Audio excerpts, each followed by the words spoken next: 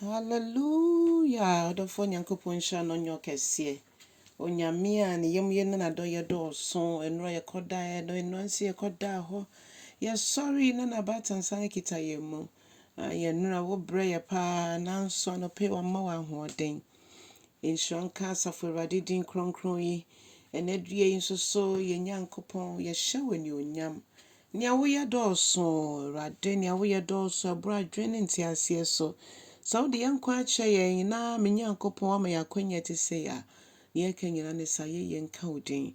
Ye so no waka ye ho wasem ani ye kan a ye de eti be pempem sanse eno ne ye nanse kania ene ye kwan so han. Me bompa nyame nkronkro kasa chiro ye na ye nte wase wo Yesu Kristo din mu. Ene ya bompa ye hallelujah. Odofo me ma wakwa abanenso de bauti ase senjumedie yi so. Na ya fia kenkan sama fi Genesis etimiensa na se Mose wo medikan etimiensa nchichemu nkron kosi dunum.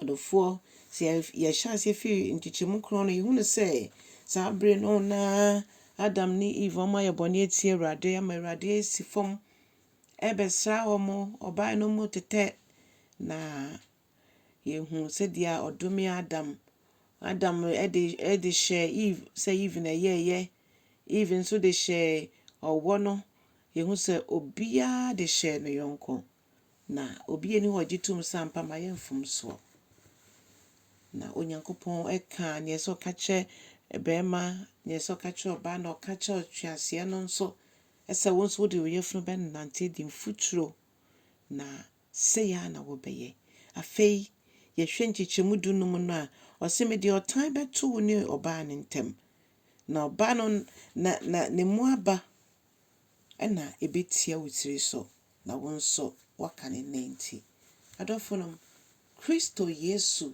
ono ene ye Gyefoɔ sa enum ye beda we na da nipa so fi se ye ton enionyama nyame de ama ye nyina ma osefo no eno nti ofa ye nomum nanso nshranka asafo Awurade se ono esi fi sumusro odo a eja no de do ye nti osuma ne doba Jesus Christ se omra no be wumfanje me ne wonkwa odofo so beje na hini ho no be wo ya ye te sei nyame ye kese na yehu ne se Yesu Kristo amma nki enim osoro kwan nki enim se na eja no potie na Yesu na waba beda eja na edidi akiro yenhwe odo a Yesu beda na edie nia na ye Gyefoɔ achiwade mpo onim se ho beba mfaso ama Awurade nti eno na oyeye oni e ma nanteye oni e ma nyankita hudie